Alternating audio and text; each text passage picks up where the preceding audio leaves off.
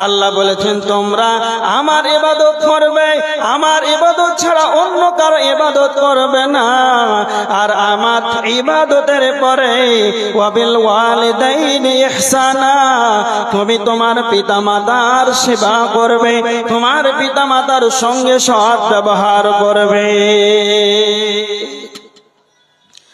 পিতামাতার মর্যাদা, বর্তমান আমরা মানুষ পিতামাতার মর্যাদা দেই না, কিন্তু পিতামাতার কতটা মর্যাদা রয়েছে, পিতামাতার কতটা গুরুত্ব রয়েছে।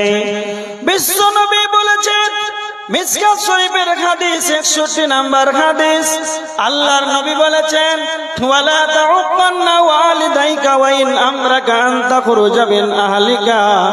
আল্লাহর নবী বলেছেন তোমার পিতামাতা যদি তোমাকে বলে তোমার পরিবার ছেড়ে, ধন সম্পদ ছেড়ে, তোমার পিতামাতা যদি তোমাকে বলে, তোমার মা যদি তোমাকে বলে, তোমার আব্বা যদি তোমাকে বলে তুমি তোমার পরিবার ধন সম্পদ ছেড়ে বাড়ি থেকে তুমি বেরিয়ে যাও, আব্দুল্লাহ তুমি এখন বাড়ি থেকে বেরিয়ে যাও, সঙ্গে সঙ্গে তুমি বের হয়ে চলে যাবে, তবে তোমার মাকে দ্বিতীয় প্রশ্ন করতে পাবে না, মা আমি কেন বাড়ি থেকে বের হয়ে চলে যাব, কেন আমার পরিবারের ছেড়ে চলে যাব, এই কথাটা দ্বিতীয়বার আর ব্যবহার করা যাবে না।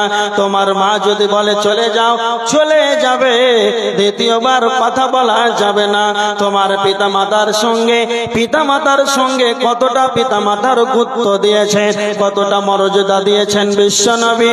আজকে আমরা পিতামাতাকে যেন অবহেলায় যেন কাটিয়ে দিয়েছে। স্বয়ং আমার আল্লাহ বলেছেন তোমার পিতামাতা যদি অসুস্থ অবস্থায় থাকে, বৃদ্ধ হয়ে যায়, পড়িয়ে যায়, বার্ধক্যতে যদি উপনীত হয়ে যায়, ইম্মা ইয়াবলুগান্না ইনদাকাল কিবারি আহাদুহুমা আও কিলাহুমা ফালা তাকুল লাহুমা। আমার আল্লাহ বলেছেন তোমার পিতামাতা যদি, তোমার পিতা কিংবা মাতা উভয় যদি অসুস্থ অবস্থায় পড়ে যায়, বার্ধক্যতে যদি উপনীত হয়ে যায়, সেই সময় তোমার পিতামাতার সঙ্গে সৎ ব্যবহার করবে। ও ফিওয়ালা তানহারহুমা, সেই সময় তোমার মা বাবার সঙ্গে তুমি ও শব্দটি বলবে না।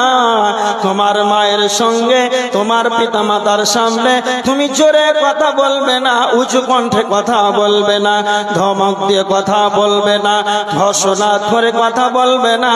তুমি যদি কোটি কোটি কোটি টাকার মালিক হয়ে যাও, তুমি যদি প্রধানমন্ত্রী যদি হয়ে যাও, তুমি যদি মুখ্যমন্ত্রী যদি হয়ে যাও, তাও তুমি মনে রেখে দেবে তুমি তোমার মায়ের ছেলে ব্যতীত অন্য কিছুই নাই।